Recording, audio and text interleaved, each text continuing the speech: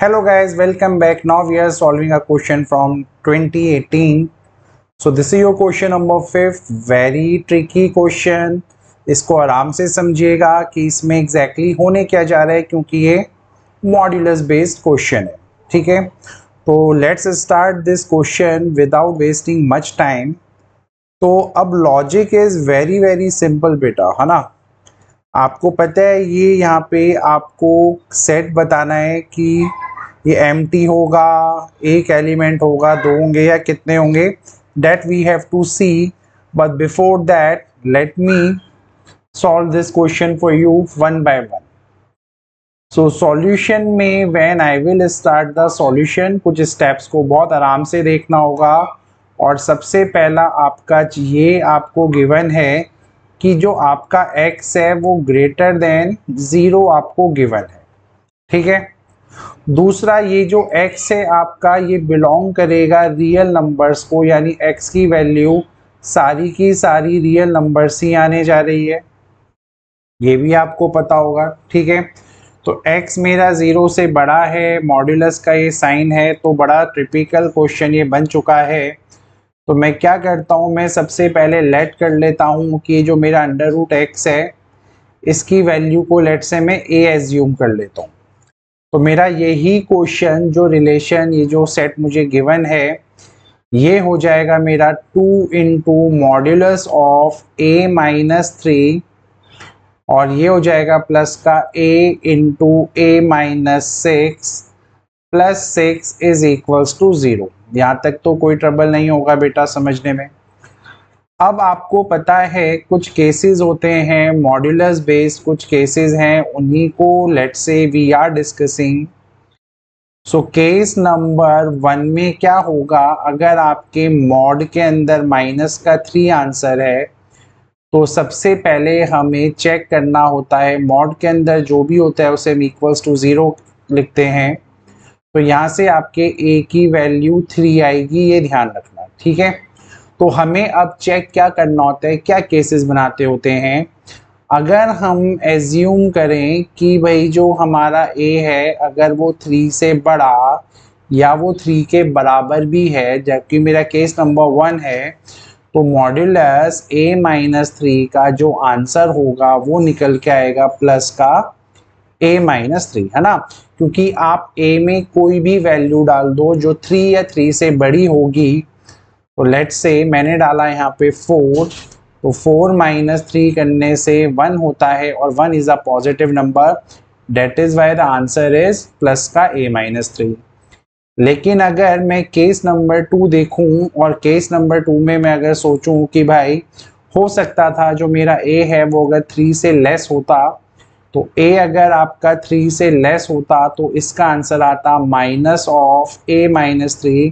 क्योंकि it's very simple, आप a में कोई छोटा वैल्यू लिख दीजिए 3 से, लेट से 3, तो ये जो अंदर लिखा हुआ है ये एक नेगेटिव आंसर है और नेगेटिव आंसर को नलीफाई करने के लिए यहाँ नेगेटिव लगाया जाता है। ये मॉड्यूलस का रूल है, बिकॉज आपको पता है मॉड्यूलस x आपको प्लस का x भी देता है और एक माइनस का x भी देता है when your x is greater than और equal to 0 and when your x is less than 0। ठीक है, तो इसी लॉजिक पे कहीं ना कहीं ये हम इस क्वेश्चन को यहाँ पे इन दो कंडीशंस में लेके आए हैं। ठीक है, अब बढ़ते हैं आगे बेटा। अब इस क्वेश्चन में आपको कुछ भी नहीं करना है और करने से पहले दो चीजों को देखना है, क्योंकि ये कंडीशंस आपको यहाँ पे गिवन है तो उसी के accordingly I have to solve. चलिए, सो इस पूरी चीज को हम लेफ्ट हैंड साइड में रखते हैं।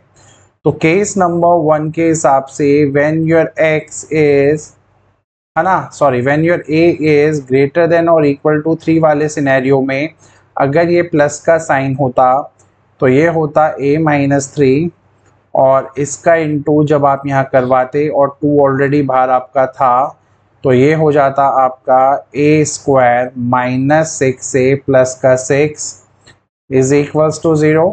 फर्दर इसको सॉल्व किया तो 2a माइनस 6 प्लस का a स्क्वायर माइनस का 6 से प्लस का 6, यहाँ तक भी कोई टेंशन नहीं होगा। ठीक है, और यहाँ पे आपका 6 से 6 कैंसिल हो गया, ये आपका बचा ए स्क्वायर, ठीक है, -6 में से प्लस का 2 गया तो माइनस का 4a 0 के इक्वल हो गया।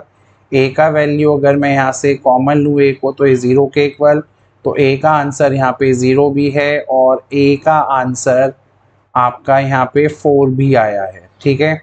तो इसी लॉजिक को अगर मैं क्लियरली समझूं, जो मेरा ए था वो था √x, तो √x का आंसर 0 भी आया है और फिलहाल तो मेरे जो √x है इसका आंसर मेरे पास 4 भी आया है।